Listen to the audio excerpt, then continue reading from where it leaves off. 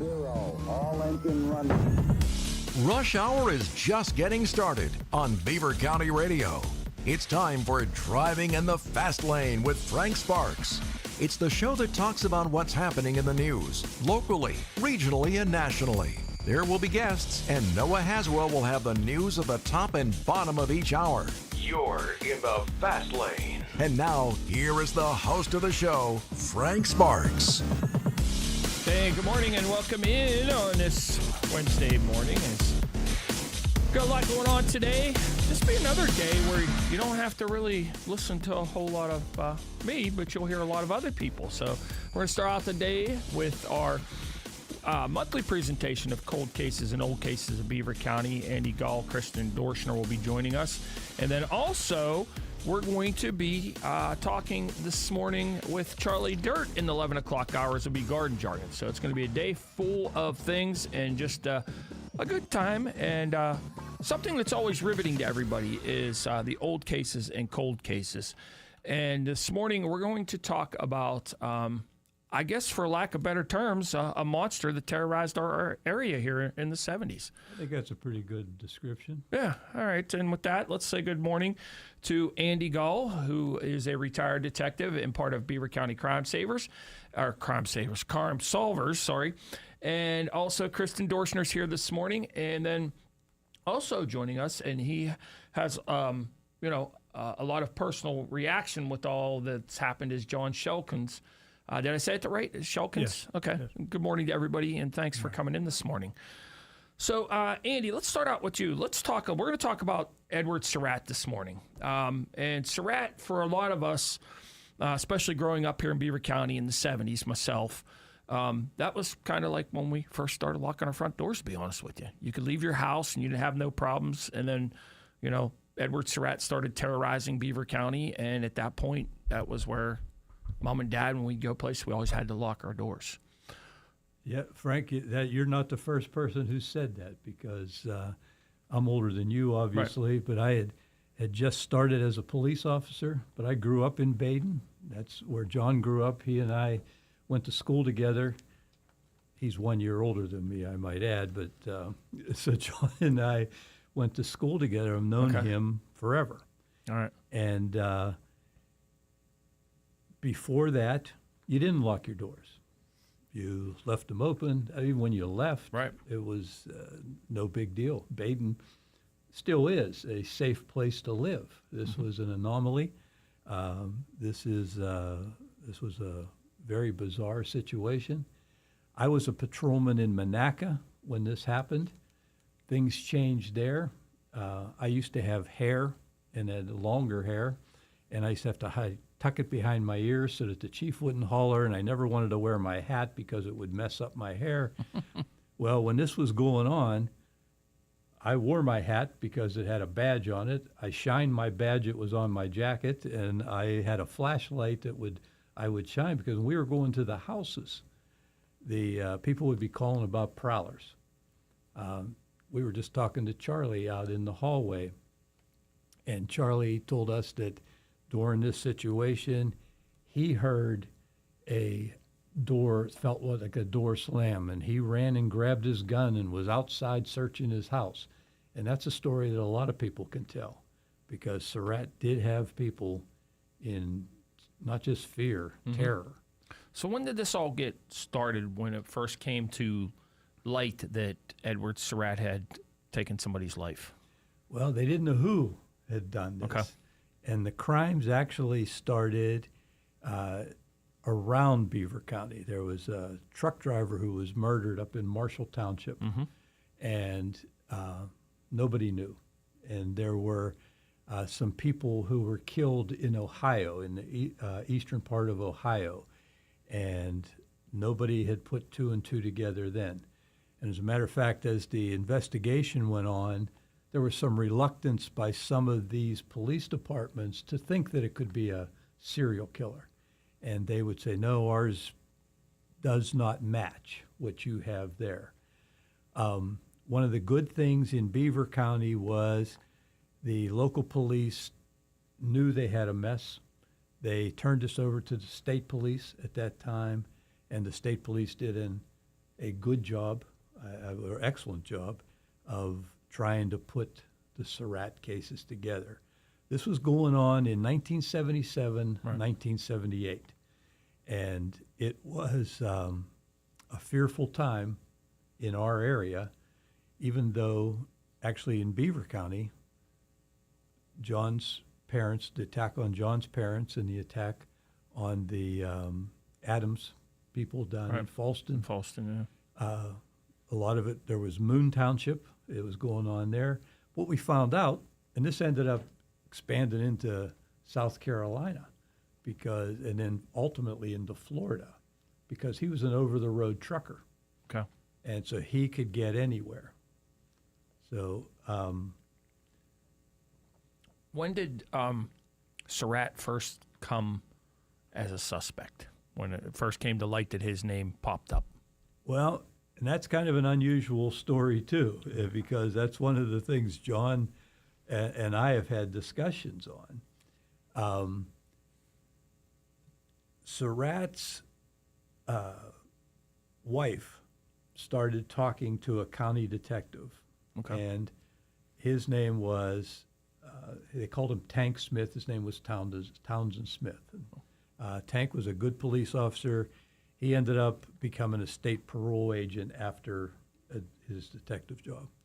But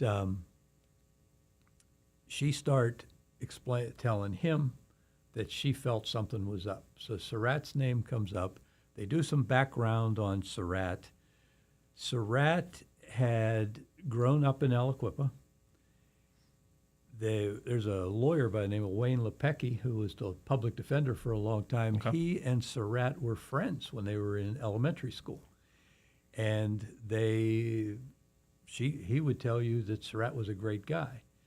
Well, Surratt, as he got older and some things happened, he got arrested twice in around the early 1960s for prowling and loitering, which was basically is usually charged when you're a peeping Tom kind of a thing. So he got arrested twice. One of the times when he got arrested, he attacked the police officer who arrested him. So he ended up going to Camp Hill, which was a juvenile facility at the time, and spent some time there. But then he gets out of Camp Hill, and the Vietnam War is going on, and he ends up going to Vietnam. And I guess he saw some pretty serious action over there.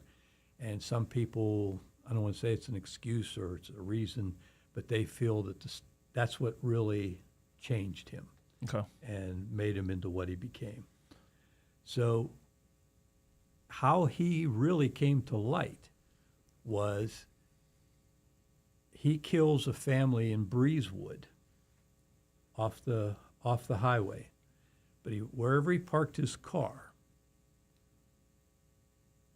he left it, and it was in an unusual place where a neighbor couldn't understand why this car was there. And so the neighbor wrote down his license number.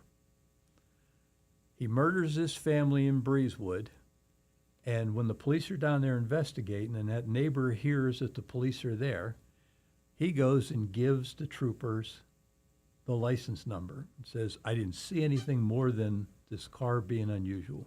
Okay.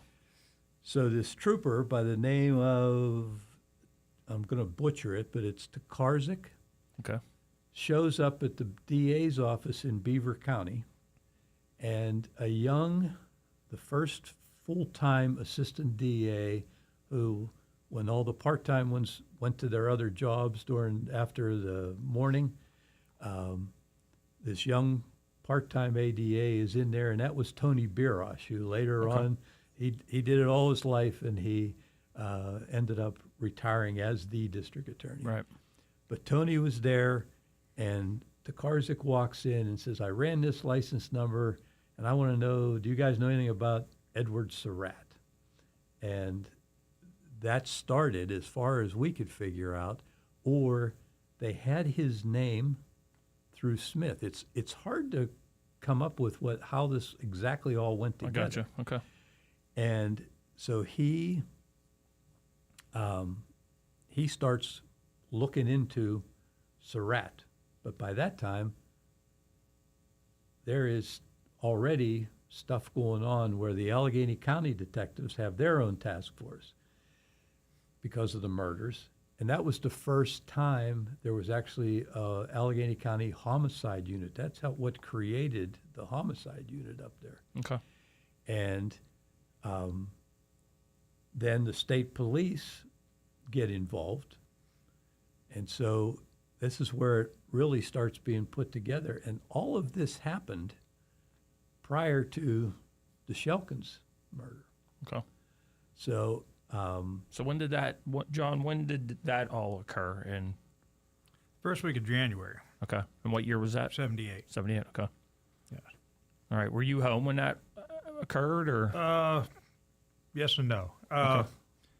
We're out on a double date. My sister, I was married at the time, and it was her fiance. We went to see Close Encounters, Okay. those movie.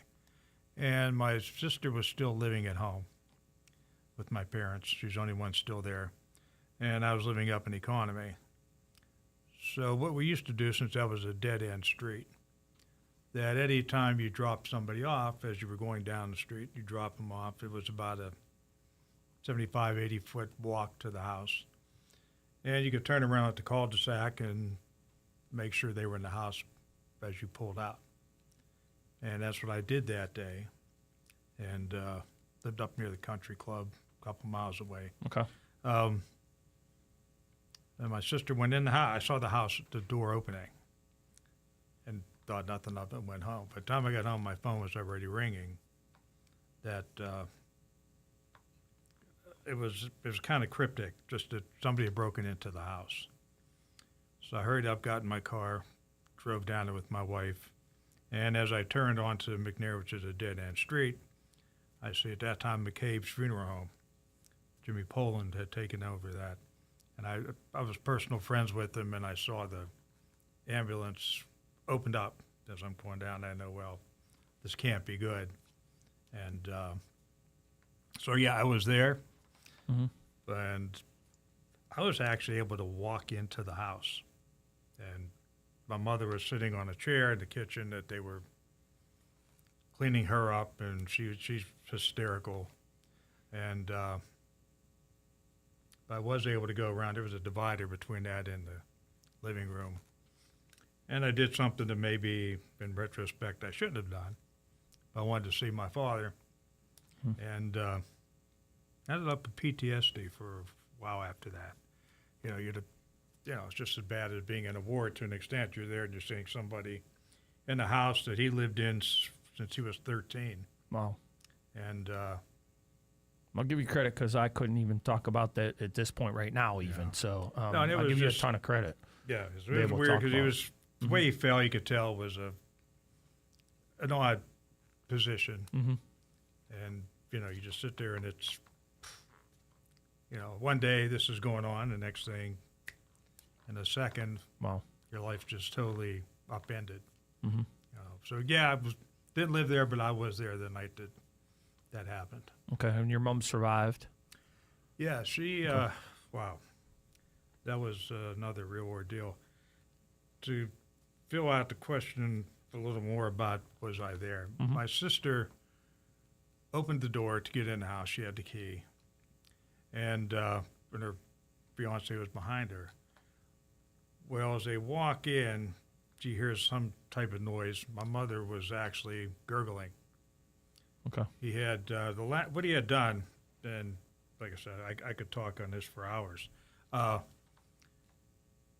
She luckily, well, obviously, she survived, but what he was trying to do was he put his foot on her throat, but not hard enough to kill her. She would not go outside with him, which he kept telling her, let's go, let's go. And because of that, I guess he figured when she passed out, he'd drag her out. And there were woods around that house, too, so if he got out there, it'd be much easier than what he was doing, trying to do this in the house. And he heard somebody come in. He ran out the basement door, which is the way he came in. And my sister did not see him, smelled gun smoke, but never actually saw him. but my mother was beaten severely. Nose was broken. He kicked her in the face with work boots on. Yeah. What he did, my mother woke up from the gunshot. She was laying on the couch. He got up to her and said, "Be quiet, you're coming with me." And of all weird things, I know Andy and I have discussed this before. You know, everybody was in a heightened sense of, danger for a while. Mm-hmm. Now, I remember my dad specifically saying, if something ever happens, do not go out that door, because if you do, you're going to be dead. Because they had the Hyde woman they found over the hill from her house. Okay. The Adams woman they didn't find till years later. Mm-hmm. So she definitely was not going out, and I think the reason that he thought he could get her out was when he looked in the window, there was two beds in my sister's room. One had a bunch of stuffed animals, and so he asked my mother, "Where are the kids at?" So I guess he expected to see grandchildren, because my mother obviously was older by that time. But if she would have gone out, I'm sure she would have been dead. But she beaten very severely. They even beat her with the phone. Wow. She tried to reach for the phone to call. But she ended up living 30 years after that. That's awesome. Well, Yeah. So, was your mom able to identify Surratt?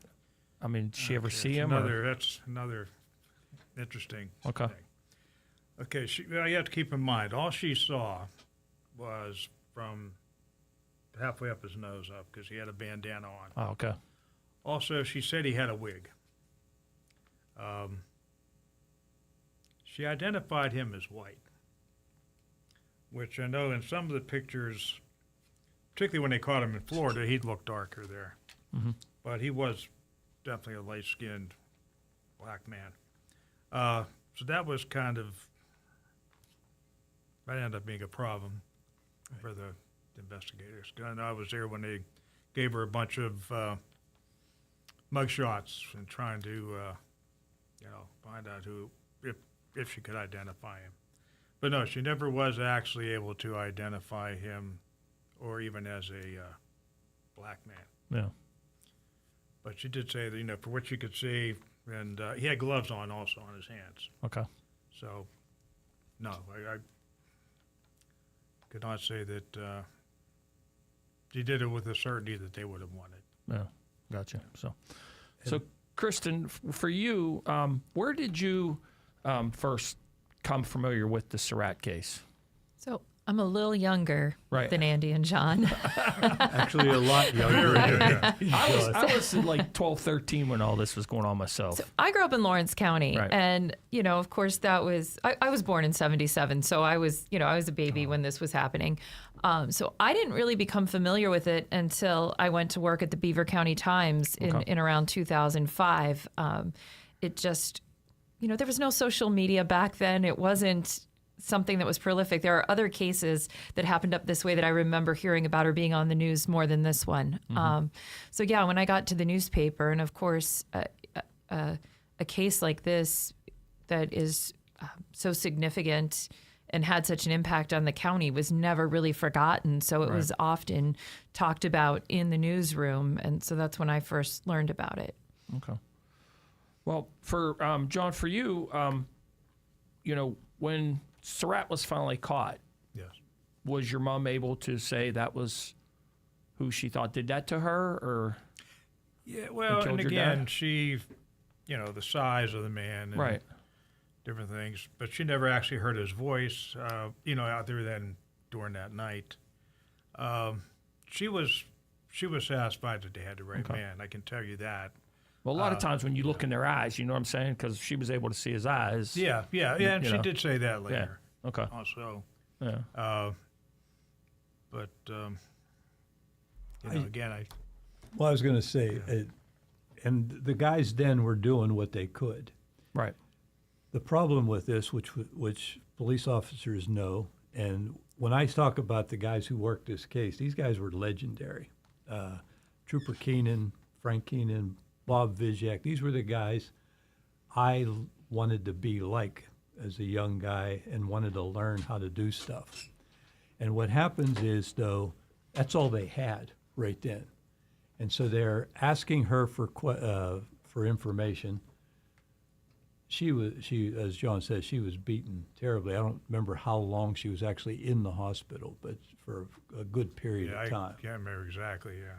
But to get a story, if somebody knocks you down and takes your wallet, it's hard enough to describe that person. Right. Let alone somebody kills your husband in front of you and then tries to beat you like that. So nobody ever blamed Kay Shelkons for not being able to do this. Absolutely. And so she did make 2 composites. That's what they had back then. All the stuff we have now, license plate readers, computerized information, Right.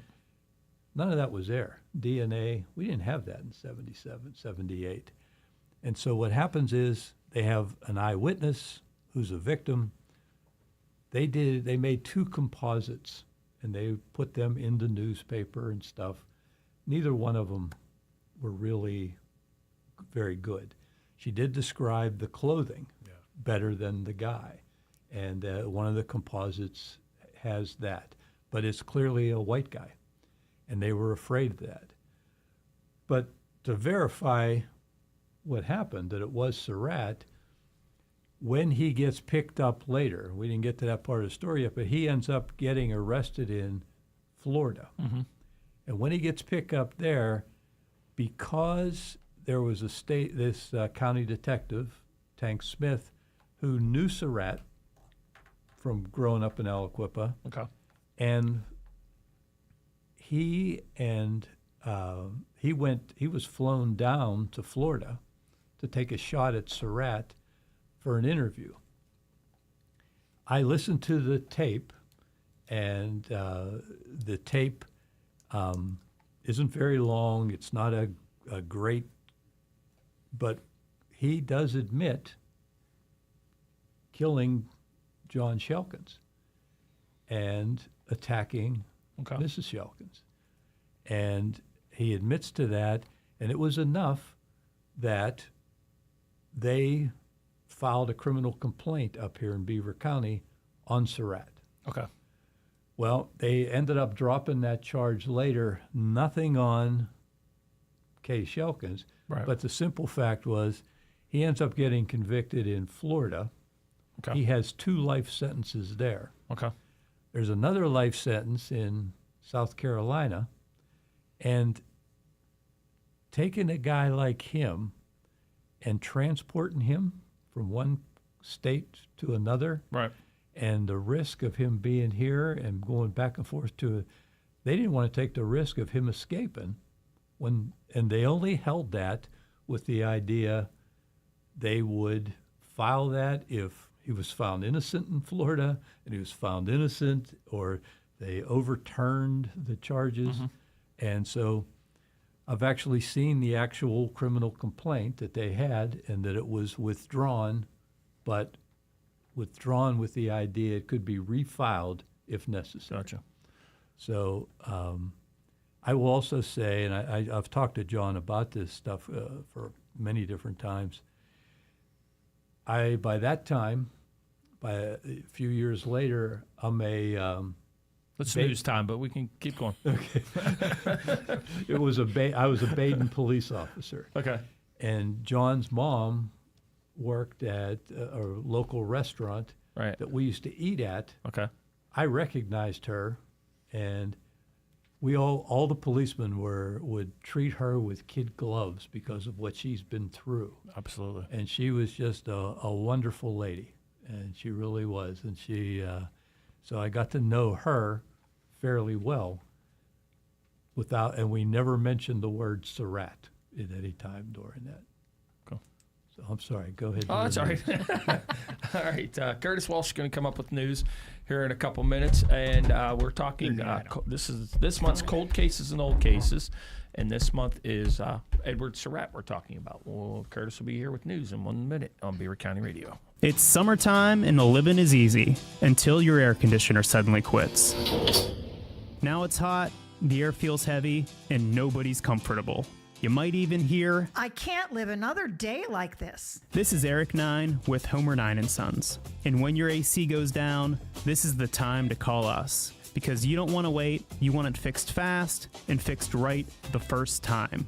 At Homer 9 & Sons, we deliver professional, dependable service to get your home cool and comfortable again without the stress. And right now, for a limited time, get your AC tune-up for just $79. If it's time for a new system, we offer trusted brands like Lennox, plus financing options designed to fit your budget, so you can get back to enjoying summer the way it's supposed to be. Homer 9 & Sons, quality home comfort since 1943.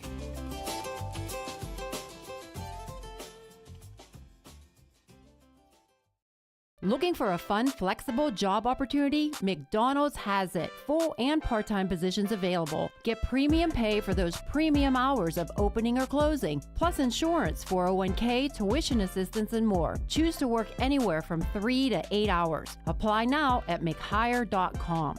This isn't just our anniversary. It's a celebration of you, our customers, who've made our 87 years possible. Join us for our Customer Appreciation Anniversary Sale with special Spin to Win giveaways. You'll find incredible savings on beautiful furniture, top quality appliances, sensational mattresses, and handcrafted Amish-built furniture. Through changing generations in our community, one thing has remained: the trust of our customers with our commitment to serving them with integrity. 87 years strong and savings even stronger. The Customer Appreciation Anniversary Sale only at AK Nahas Appliance, Furniture, and Mattress.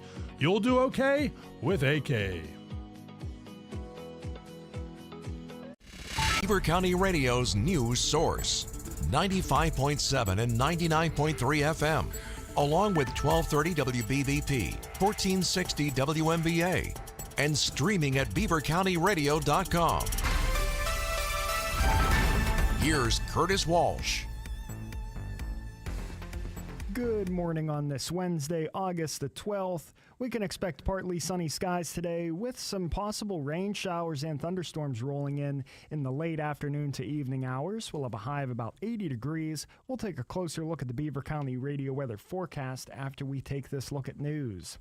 A federal safety agency has issued its final report into a 2025 explosion at a U.S. steel plant near Pittsburgh that left 2 workers dead. The blast at the Clairton Coke Works plant occurred after a gas valve being flushed with pressurized water ruptured. The report by the U.S. Chemical Safety and Hazard Investigation Board recommends that U.S. Steel develop a written procedure for washing valves with pressurized water in order to minimize the operation's hazards. The report says the valve that failed was more than 70 years old and made from brittle cast iron. U.S. Steel previously was fined more than $118,000 by the Occupational Safety and Health Administration. PennDOT has announced lane restrictions taking place in Hopewell Township. Those are taking place starting today. Single-lane alternating traffic controlled by flaggers will occur on Heights Road between Hill Street and Buchanan Avenue from 7 a.m. until 5 p.m. daily as needed through mid-September as crews conduct gas main repair work. Singer and Lincoln Park graduate Ashley Marina has announced she will be performing the national anthem at the Steelers' preseason home opener. The game takes place tomorrow at Acrisure Stadium and is against the Green Bay Packers. The Freedom Area School District is seeking applicants to fill a vacancy on the Board of School Directors resulting from a recent resignation. The individual appointed will serve the remainder of the unexpired term, which extends through December 2029. To be eligible, candidates must be 18 or older and have been a resident of the Freedom Area School District for a minimum of 1 year. Interested individuals should submit a letter of interest and resume to Dr. Jeff Belt, Superintendent of Freedom School District. Application materials must be received by Thursday, August 20th at 3 p.m., and those materials may be mailed or delivered in person to the district administrative office. Automated red light enforcement will begin in Pittsburgh starting today. The city said it's focusing on intersection safety, and with that comes the rolling out of automated red light enforcement, a system designed to hold drivers accountable. Starting today, 2 intersections will have automated red light cameras go live. The locations are the intersection of North Dallas Avenue and Penn Avenue in the city's Point Breeze neighborhood, and at the intersection of Sawmill Run Boulevard and Woodruff Street in Beachview. The technology the city is implementing will use cameras and sensors to automatically detect and record vehicles that enter the intersection after the light turns red. Today also marks the start of a 60-day warning period. During the time, vehicle owners who commit a violation will only receive a warning notice in the mail. Citations will be issued for violations following the 60-day warning period. Here's the Beaver County forecast. We could see some areas of fog this morning. Otherwise, it'll be mostly cloudy with a chance of showers and possible thunderstorms. We'll reach highs near 81 and drop down to lows of 66. And tomorrow, look for cloudy skies with the chance of rain and possible thunderstorms. Expect highs near 83 and lows of 65. I'm Lisa Marie with your Beaver County weather. On this Wednesday, August the 12th at 40 minutes past 10, we've got a temperature of 69 degrees with cloudy skies in Beaver County. That's news. I'm Curtis Walsh on 99.3 FM and AM 1230 WBVP, 95.7 FM and AM 1460 WNBA, as well as streaming at beavercountyradio.com. Don't miss the 78th Annual Butler Farm Show now through Saturday. Visit butlerfarmshow.com for a full list of events. The Butler Farm Show is sponsored in part by Peoples Gas, Vogel Disposal, Groundworks, Americoal Mining, Butler Petroleum, 21st Century Energy Group, McKinney Hauling and Excavating, Hickson Family Equipment, Altmeyer's Western Wear, Lutheran Senior Life, KEI Dumpsters, Pennsylvania Lottery, Hornet Transportation North, Tri-Rivers Musculoskeletal, Mr. Feed, Jadco, Agway, Osterling's Feed, and Leather Lumber. Bucco fans, join us Saturday, August 15th when the Pirates take on the Boston Red Sox at 7:15. Arrive early to enjoy a pregame block party on Federal Street with music, drink specials, and more, presented by Mike's Beer Bar. Plus, the first 20,000 fans take home a PNC Park replica statue presented by PNC, celebrating the 25th anniversary of PNC Park. It's the Buccos and Red Sox, Saturday, August 15th at 7:15. Get your tickets at pirates.com. The views and opinions expressed on WBVP and WNBA are those of the participants and host. They are not necessarily the viewpoint of WBVP and WNBA, its staff, management, and advertisers. Thank you for listening to WBVP and WNBA. Hot coffee in the morning and Frank Sparks. Now you're in the fast lane. 99.3 FM, 1230 WBVP, and streaming live on beavercountyradio.com. All right, it is 10:42, and it's old cases and cold cases here in Beaver County. And this month, we're talking Edward Surratt. And Andy, we're going to go right out to the phone lines, all right? Okay. Good morning. You're on Beaver County Radio. Yes, good morning, Frank. Morning, Georgie. I'd like to address this to Officer Gall. Officer Gall, Bill Adams and Nancy Batto, which her married name was Adams, they were high school sweethearts. They were good friends of mine. And I know that killer shotgunned poor Bill to death in his mobile home. And did they ever find Nancy's body? Because I know she was missing for a long time.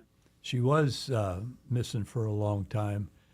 And as stories would have it, I was still working as a police officer, and I was at the courthouse when all of a sudden, I was still in the uniform as a police officer, and it was before I started the DA's office, but I was down there for court, and all of a sudden I saw sheriff's deputies, detectives, everybody running, and they take off. And I found out quickly that they found Nancy Adams in Brady's Run Park. Somebody stumbled upon her. Mm-hmm. They were able to identify her by some clothing and some jewelry, but this was a number of years later. I can't remember exactly how long. 8 years. 8 years? And so they finally... What part of Brady's Run was she found in? Was she the one that was up by the baseball fields? See, and I don't want to get them mixed up because we have another cold case where the young Right. girl was found up there too. Right. But and I'm not sure because I was a uniformed guy from Baden, they weren't inviting me to the. I get you. But my old partner, Babe Marchanda, was up there, and we talked about this several times because he's one of the ones he claims to be that he found the ring, which really helped identify her as her wedding ring. Okay. So, and there wasn't a lot. But I wasn't sure that they did find the body. I never knew that for sure. John Shelkons, are you there? Yes, I'm here. Okay, my cousin is next door to you, Wozniaks. You remember Wozniaks? Oh, yeah. Yeah, that's my cousins. And, she was telling me it was terrible what they did to your father and how the treatment your mother got to that SOB, if I have to say that over the year. I get better choice words for that man. I hope he rots in hell, that's all I can say. And God bless you guys. And Andy, I appreciate the fine jobs the police force did. And you always have my utmost respect for you guys. And God be with all of you. Thank you very much. All right. Thanks, Georgie. Thank you, George. Mm-hmm. So let's move into like Florida and what happened in Florida and how did they come about arresting Surratt? Well, this happens after the I don't want to call it botched, but the idea they had his car under surveillance at J&L. They had a couple of troopers watching that car. They had the car disabled. The big question, and I'm not sure of the answer, and John doesn't know either, I'm not sure they had an arrest warrant yet for Surratt in Pennsylvania for anything, but the troopers certainly, he was on their radar, and they wanted to find him. So they have the botched, like I said, that's not the right word because the troopers did the best they could with where the situation was. Surratt came to the car. They had it disabled. The troopers get out to try to apprehend him, and he takes off and runs and was able to get into the mill. And he knows the mill at J&L from being the truck driver delivering it. These guys do not know the mill. They try to track him down. I'm not sure if they ever figured out. There was all kind of suspicions that he swam the river to across the Ohio River and ended up back in Baden at that point. But allegedly, John, we talked to the trooper who interviewed him, and he says that he did not swim the river. He was able to get away. But he ends up down in South Carolina committing a murder there, which he's been convicted of. Then he goes to Florida, and he changes his MO a little bit on this one, but he breaks into a house, and he ties up the husband instead of killing him. And he repeatedly rapes the wife and daughter right in front of the husband. And what ends up happening, he has them all bound. The husband's able to get away. The husband runs out, gets a neighbor to call the police, and the police come and they're able to, because Surratt had basically passed out from exhaustion. And so the police come there, and there's some, John and I have talked about it, there's some famous pictures of them arresting or having him after he's arrested. He has a huge bandage on his head because I guess he fought with the deputies from St. Johns County down there. And so he gets charged with these rapes of these charges, two women and the burglary. There he got 2 life sentences plus 100 years. For that alone? For that alone. Okay. And then they did try him up in South Carolina.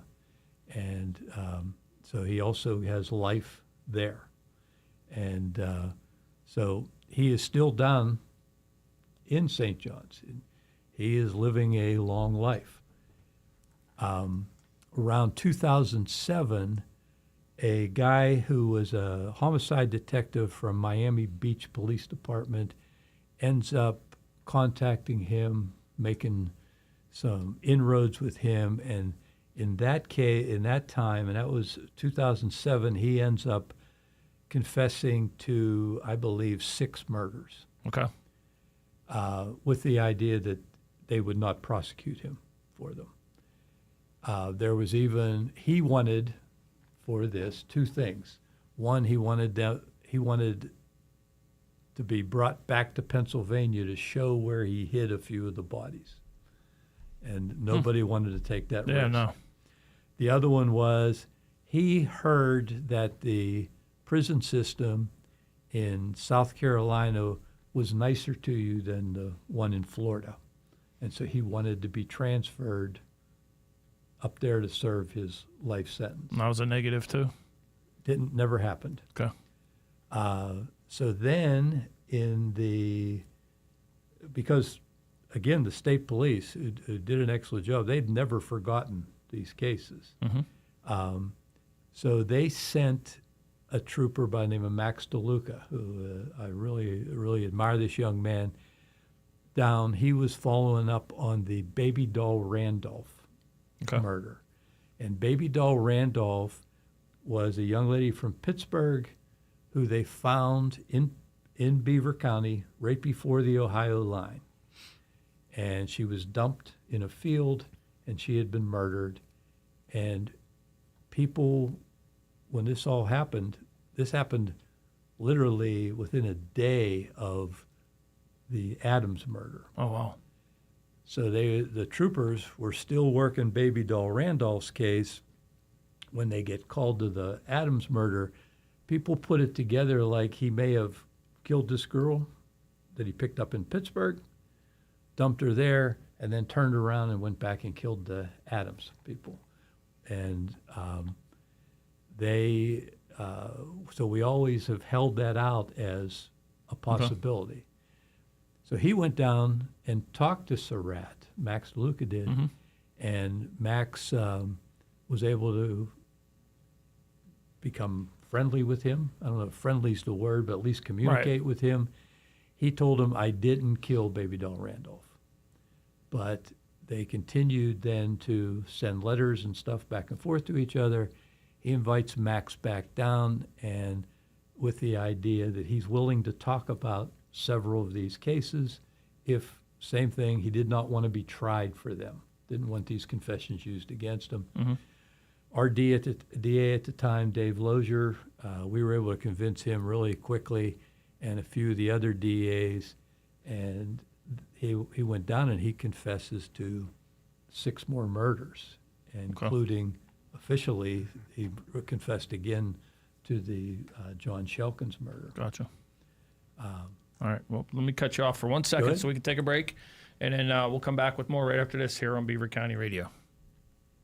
A whole lot of fun, so you do not want to miss the next concert in the Beaver Pool House Summer Series. Next up, on August 15, is the Seven Bridges Tribute Band performing its ultimate Eagles experience. Hear all those great Eagles hits like Hotel California, Take It Easy, Heartache Tonight, New Kid in Town, and many more. Performed to perfection by Seven Bridges, which dazzled concertgoers last year at the Beaver Pool House. To see them rock the pool house again, get your tickets now by calling 724-650-3960. You also can buy tickets with a QR code from any Beaver Pool House concert signs you see around town. Or email lncpromotions2019@gmail.com. See you August 15 with Seven Bridges at the Pool House. When you're suffering from lower back and neck pain, it may be tempting to stay on the couch all day. But that's just a prescription for more pain. Although getting up and moving might be the last thing you feel like doing, physical therapy and exercise can be the best way to reduce pain. It's time to call Dale Reckless at MRS Physical Therapy in Bridgewater and Cranberry. At MRS Therapy, they believe in promoting wellness and injury prevention by designing customized treatment programs to meet each patient's specific needs. Don't let lower back pain or neck pain ruin your active days ahead. Call Dale Reckless at MRS Physical Therapy today. MRSphysicaltherapy.com or call 724-728-7550. Are you frustrated by high copays for your generic drugs? Stop overpaying and start saving. Discover Forward RX, your local cost plus pharmacy in New Brighton. At Forward RX, we believe in transparency and affordability. No insurance middlemen, no inflated prices, just the true cost of your medication plus a simple fixed markup. Join the Forward RX family today and experience the difference. Check out our medication prices online at fwdrx.com or give us a call for a price quote. Forward RX. Come for the savings and stay for the service. You're busy, no time to cook. You're hungry and the kids are too. Don't stress. Make it a McDonald's dinner tonight. Download the app and get McDelivery right to your door. Whatever you're hungry for, McDonald's has it. You'll be happy and the kids will be too. McDonald's, I'm loving it. Put freedom in your future. Freedom United Federal Credit Union in Rochester. It's 10:55. Coming up, we'll have Garden Jargon in hour number 2 this morning, but here in hour number 1 to finish up, we are talking about the Edward Surratt case, and we could talk for hours about this for sure. But Kristen, I'm going to throw it to you because there is a video that's out there that if people want to get more information about this case and, Edward Surratt and everything he did, they can do that. Yeah, at the Beaver County Times, it was about 10 years ago now. We produced, it's a multi-part series that's still available on YouTube, Notorious Beaver County, that focuses specifically on this case. We had a woman, Dr. Laura Petler, who hosted and helped us with this, and Gwen Titley-Stonecipher, who was our videographer at the time. And it was a pretty comprehensive effort to document this case. So it's on YouTube. Okay. So in the last couple minutes we have, so John, you have a story you want to share that's kind of, I guess, on a lighter side a little bit. Well, yeah, it's lighter and also tells how everybody's mind was at that time. Absolutely. After my mother was beat, she didn't go back to the house till like 2.5 years later because I moved in with her at that point. But she was staying with her my uncle, who was a character to begin with. But so many people were getting guns that never had guns. And my uncle had a shotgun. I don't think he ever had a gun in his hand before, maybe a small handgun or something. But he was convinced that somebody was outside of his house. He runs out with the shotgun and just takes a shot and peppers his neighbor's aluminum siding. No.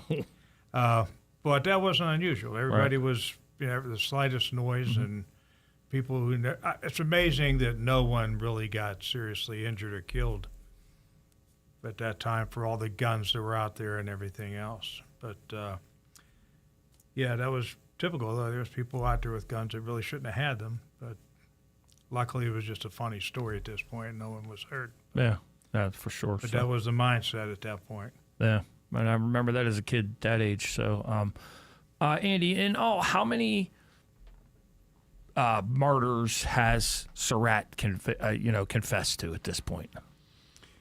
I didn't add them up. I think that he's confessed to, if I'm correct, 12. Okay. I might be off on that a little bit, but he's still suspected in a number more.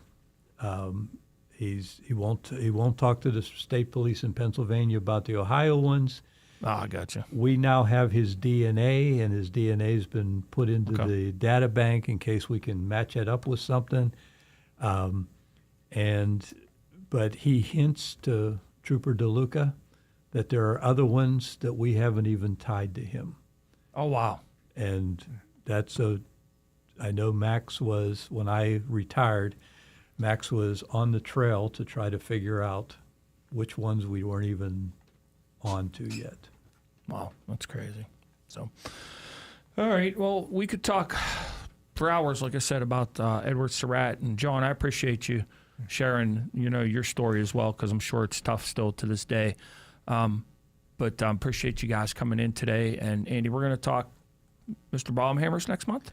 Barry Kramer promises that next month. I've been looking forward to that one. I know. We've been promising that one. All right. He says we're going for it. But, yeah, you can find out more information. What's the name of that video again, Kristen? Notorious Beaver County. Okay. Look it up and find out more. And appreciate you guys coming in as always.